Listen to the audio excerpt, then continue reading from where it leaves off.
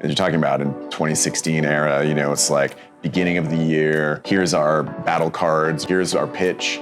And now it's like, well, that was the pitch yesterday. As the industry is moving so quickly, as the state of art is changing and is changing so rapidly, the only way that you can actually figure it out is by doing it. Right. Question number 1. We've been working together for more than a decade now. What's changed about how we work together and what hasn't? What a great question. I'm gonna go for my best Claude impression as I answer you. I think one of the things that's obviously changed is the rate at which we can make decisions or the amount of communication required. It's just something that naturally happens when you work together. Like you said, over a decade. I don't even want to actually state the number of years, but 3 years before we got to CircleCI, right? And so, and when we started working together in 2011, we had basically just met. And so it took a lot to kind of figure each other out and what is he saying when he says that? What does that actually mean? And we often joke now that we could plan a quarter's work with some hand signals because we've worked together for so long. So I think there's a lot of natural just shared experience and context, and that also produces challenges sometimes as leaders where we forget how much we know about each other and how quickly we're sort of having a conversation and have to stop and sort of bring people along. So I think it's it shifts in both directions. What hasn't changed? I think we started our working together on a relationship of some trust that took time to build, but mutual respect, understanding of what we both brought to the table. And I think we do a good job of working together and sort of not siloing, but knowing where we help each other and where we go off and do our things that are sort of what we bring to the table. Yeah, I think that's true. I think we also, the thing that hasn't changed is I think we enjoy the work. It's still all about the work as opposed to kind of all the shenanigans around the work. Mm-hmm.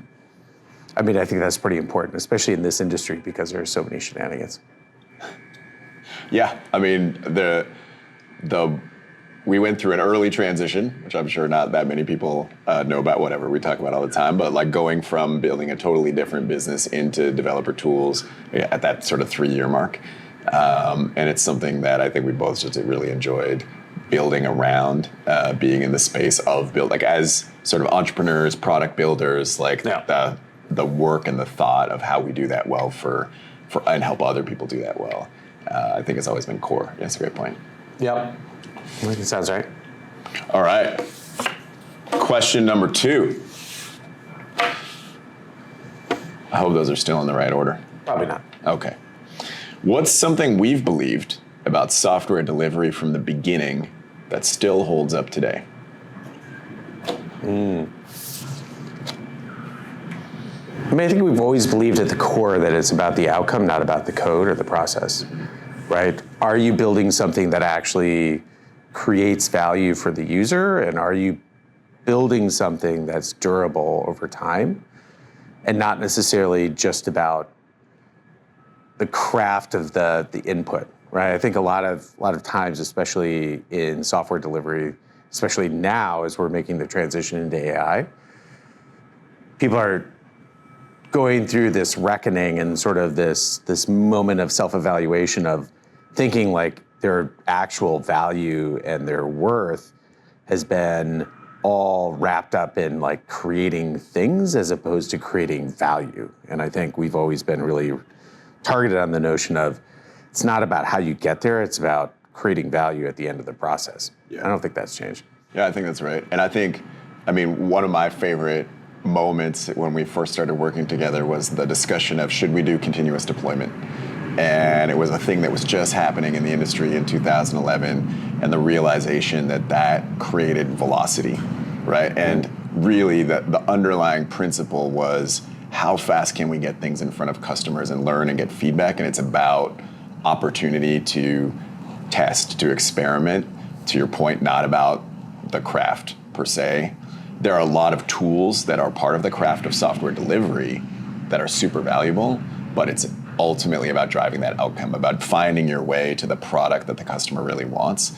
And a lot has changed since then. I mean, continuous deployment doesn't sound like a far-fetched idea at this point.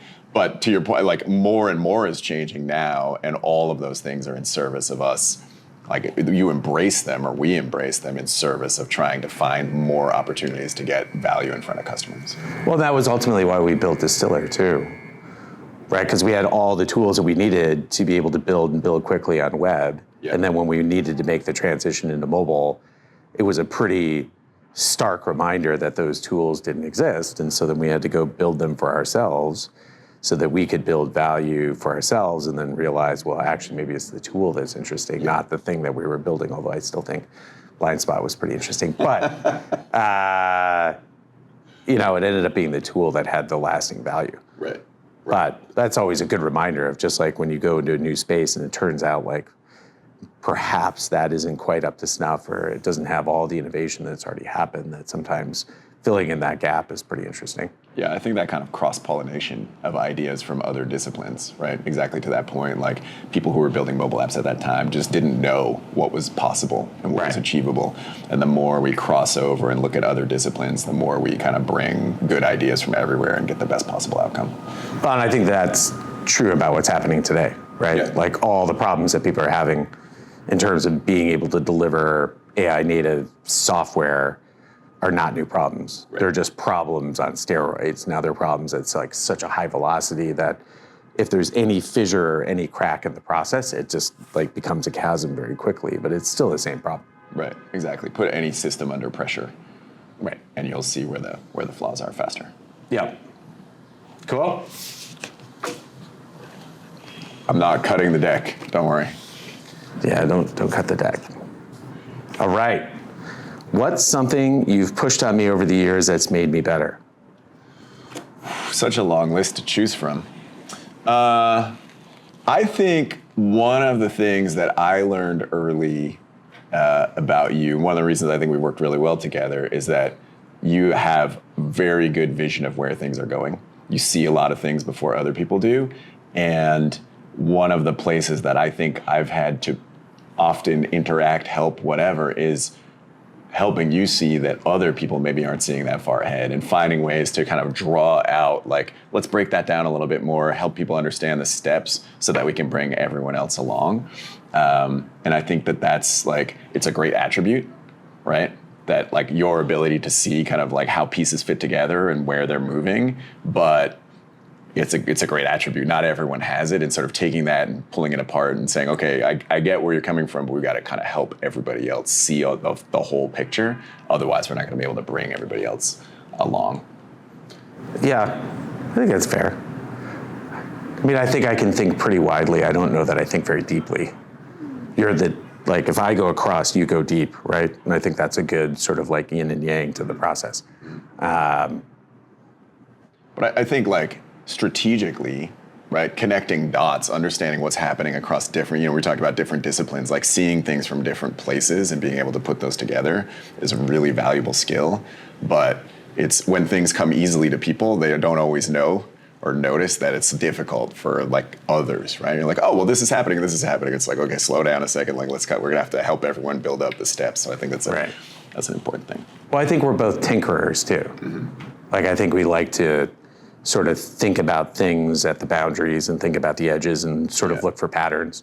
Yeah. I remember actually when you spoke to Al back in the beginning when we got together, Al's feedback was, Rob seems like a tinkerer. He like kind of picks at a bunch of things and looks for patterns inside of the mess. And I think that's been true. Yeah. Like we're both tinkerers.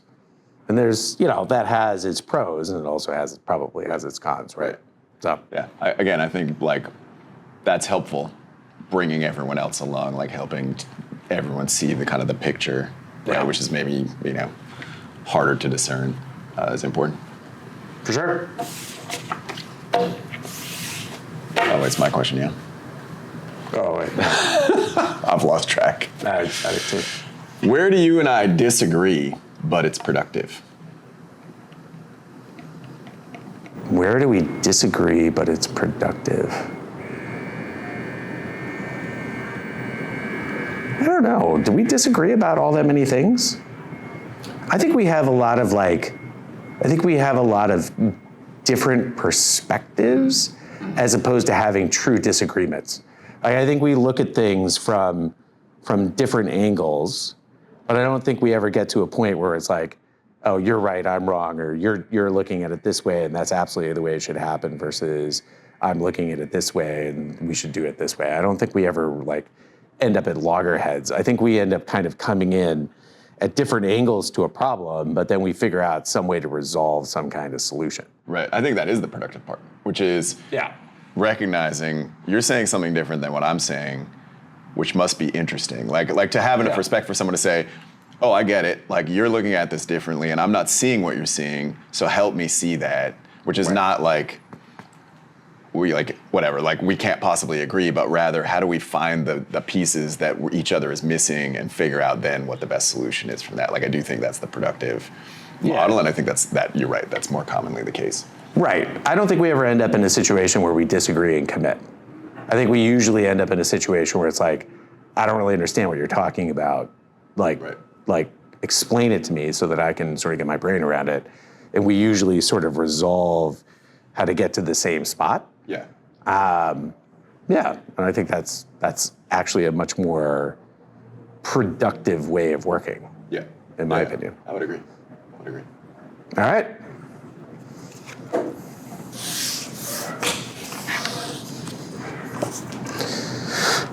The state of software development is changing incredibly fast. Mm-hmm. How has that changed how you lead? Oh, that's a great question. I think there's, to move quickly in an organization, like as rate of change increases, the approach to how you think about the organization has to change, right? And like when things are steady and consistent, you have a lot of opportunity to give a lot of room to have a lot of layers, right? Communication can take longer, but it's okay because we're all kind of going the same place. When things start to change very quickly, I've certainly found myself more directly connected, more sort of hands-on in specific situations, more directly connected to individuals, trying to help break down communication barriers around the organization, because all of those communication layers take time, right? Everything slows you down a little bit, and as that stacks up, that slows down more. And because things are changing so quickly, I think we have to just be, or I certainly find myself being more connected, more direct conversations. The other part is like trying to be clearer about the things that are maybe slightly higher level or that are consistent, right? Here's what we're going to have to adapt to. We can't be as prescriptive. It almost sounds like the opposite, but it can't be quite as prescriptive because it's not going to be consistent by tomorrow, right? It really has forced more need to really share, like, this is where things are going, this is what we believe, but this is how we would adapt, or use your own understanding to adapt, because we're going to have new information every day, right? Yeah. And certainly, yes, pockets where I find myself being more involved, more direct, pockets where it's not possible, right? We have a large organization, therefore, here's what I need you to understand about this situation. I don't necessarily have the answers. I need you to go find them or adjust as things change. I think we've also ended up back in a situation where we're actually building, right? Like you're actually writing code and I'm actually writing specs again. Yeah. Which we haven't done in a while. We haven't had to do. We've had to build organizations. But I think as the industry is moving so quickly, as the kind of state of art is changing and is changing so rapidly, the only way that you can actually figure it out is by doing it. Right. And that actually creates all sorts of other complications from a leadership perspective, because half the time you're actually building and not trying to explain to somebody else what they should be building, but trying to emulate what they should do. Like, this is what we put together, and as a consequence, this is sort of what you should be thinking about. And I do think that that's a different stress. I think everybody's running into it, though, right? Like everybody we know is going back into the process of building, because I don't think there's any other way around it. And I think to your point of tinkering, like certainly for me, a lot of my experience, a lot of my ability to lead comes from having a deep understanding of what everyone in the organization does, right? I within an engineering organization, I've probably done a little bit of what everyone has to do. And now I'm asking them to do things that I, at some point had never tried myself, right? And so the ability to even give feedback or give advice or anything around, oh, this is how this thing behaves, this is how you can sort of get a great outcome, whatever that might be, is a little bit ridiculous without my own understanding, right? So partly because, we set product direction and understanding what the tools are capable of, we're building tools for developers, and partly to help people in my team understand or solve their problems or even be able to ask intelligent questions requires rebuilding a level of expertise that I was just comfortable having for a very, very long time, right? Like it's partly the rate of change and partly just such a significant shift that having to rebuild that expertise and credibility, honestly, has been a big part of just being super hands-on. I think it's also taking some of the fear out of it too, right? Like just everything that's going on with AI there's a certain amount of angst associated with it, especially when you're dealing with software engineers and builders. Kind of what and who you are and what you do professionally is definitely being recast almost every day. And I think if they didn't see us engaging with the tools and engaging with the process and trying to sort out how to put the puzzle pieces together, it would feel disingenuous. Yeah, I think that's right. All right.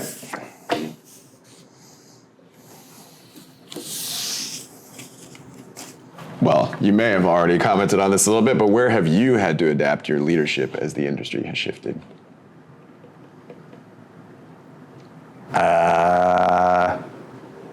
I definitely feel like I'm back in the trenches of product development, right? Like actually building things again. I think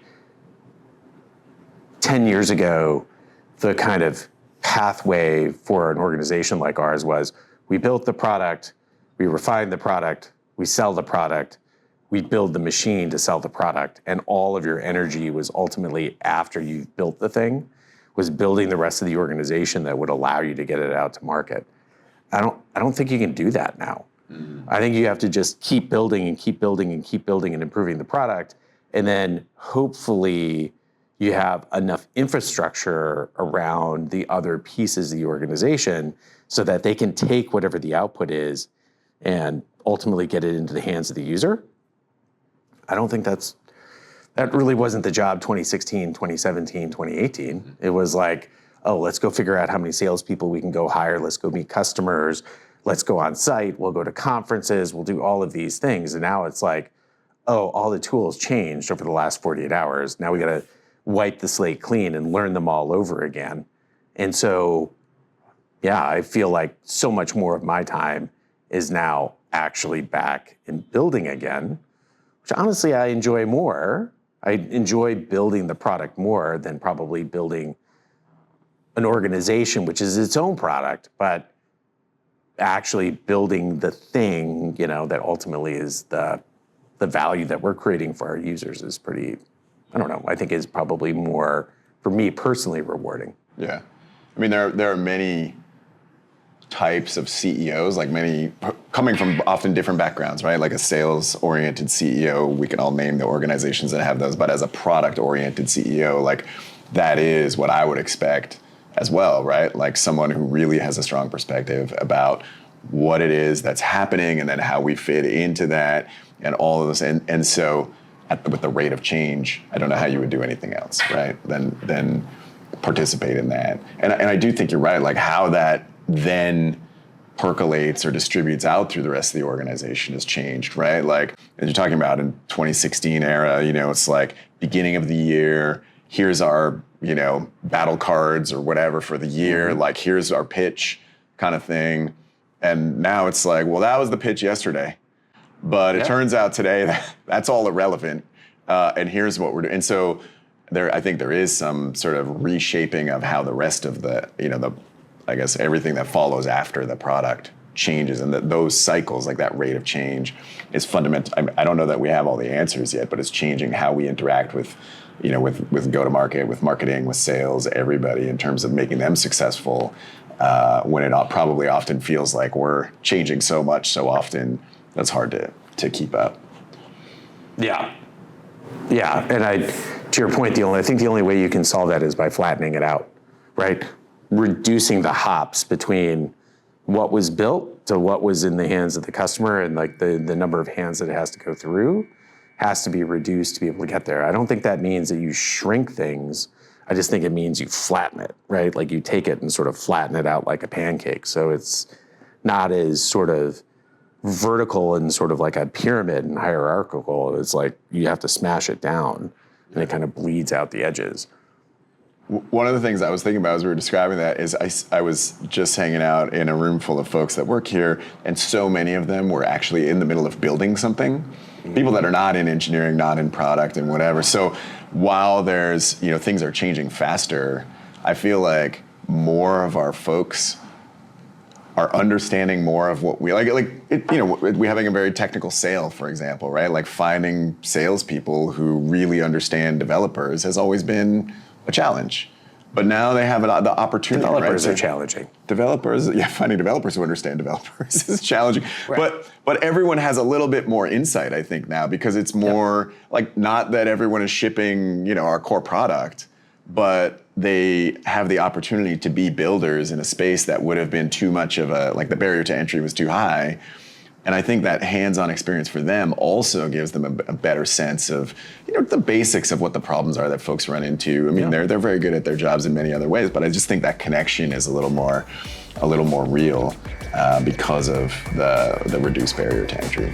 Yeah, agreed.